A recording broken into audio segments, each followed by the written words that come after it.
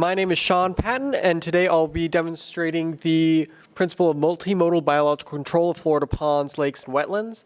And I work as a wetland management, something like that, in Florida. What is multimodal biological control? This is a title for a project of my own design where we basically use native species we use complementary native species to reduce the population of target nuisance species.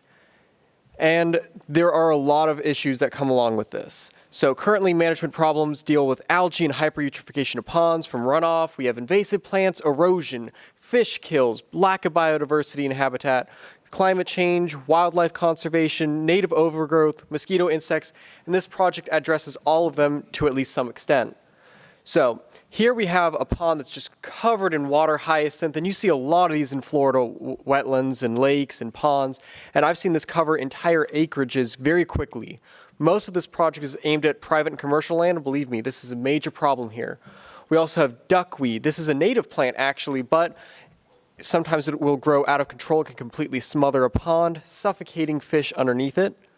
Then we also have huge mats of filamentous algae. This is one of the consequences of nutrient runoff hitting a lot of these ponds and streams, especially if they aren't able to run off. And most ponds are made to put as many houses around them instead of to actually flow good in Florida developments. So what are we currently doing about these projects? Well, about these problems. It's mostly chemical and physical, actually. You either physically remove the plants or you spray a lot of herbicides.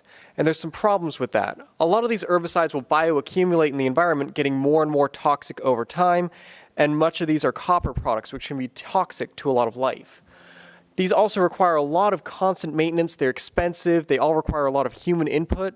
It's very costly. And of course, many communities can't afford these costs to do it properly. The public is also largely unaware. They don't know how we treat these ponds and wetlands. They don't know the effects of what a healthy pond should do. Most people don't know how to control erosion, or sometimes they don't care. They don't know, they are like, oh, can you spray that blue stuff in the pond to make it look good? And they really don't understand the consequences. And the few biological controls that are in use are either not extremely effective or they're very indiscriminate, like grass carp will destroy everything on the bottom of a pond ecosystem. And this is where we come in. Currently, when we dig a new pond or a new lake or anything in all these hundreds of different developments and commercial areas, we only put in 3 fish, generally. Mosquito fish to control mosquitoes, which they do a great job of. I'm not knocking on the mosquito fish. Sunfish, which are generally bluegills. Sometimes we'll do red-eared sunfish. And largemouth bass. All of those are primarily carnivorous. And most of what we treat, in fact, 2/3 of everything I treat is a native plant or animal. So we need to use a variety of herbivores, omnivores, detritivores, and specialist feeders to do these controls. Those quick things. And we have over 40 different species that I've found of plants, invertebrates, and fish that we can use to control these problems. Why will this work? 1 kilogram in the weight of a carnivore implies the consumption of a metric ton of algae. So biomanipulation, not chemical manipulation, looks to be a lot more promising than some of these current control methods. And it benefits you. It's cheaper. The sites only need to be stocked a few times before these populations start to pick up. It's cleaner, less polluted. You have more plants and native fish and wildlife and birds. This helps conserve native habitats. The habitats are more resilient to change. They're more resilient to storms and hurricanes as these plants help prevent erosion. You're basically stocking an ecosystem instead of just 1 or 2 species. And you don't even need to stock thousands.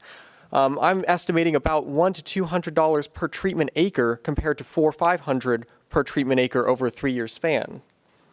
And of course, what can you do? Even if you don't live on a pond or lake, or especially if you do, plant native plants, please. I'm sure you've heard this 5 times today. Don't go to Walmart. Please don't topiary Brazilian peppers in your yard. Please stop doing that. Fertilize less. Florida plants don't need all this fertilizer. Most of them are used to the climate already. Please don't plant Brazilian peppers in your yard. Don't throw garbage outside of trash cans. I see so many turtles and birds, just many of them dead in these ponds and wetlands. We want healthy wildlife. And of course, follow local environmental laws. Check out SwiftMud or IFAS extensions. They're great people. I'm sure some of them are here right now.